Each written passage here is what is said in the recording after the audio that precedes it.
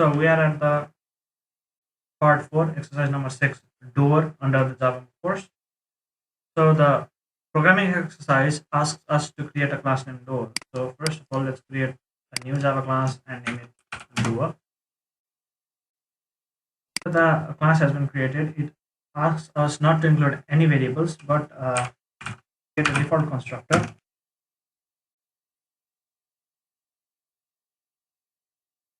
That we have to create a method.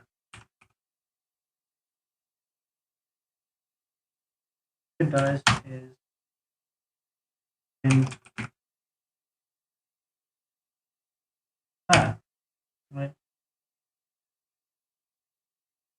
and now we have to go to our main class and just let's check if this code gives us the output or not. So yeah, the object has been created and the knock method has been called twice. So let's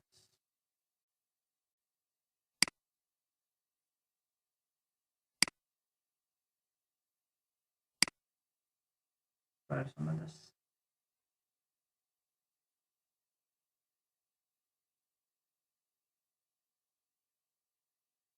And there you go. All tests have passed on the server. Thanks.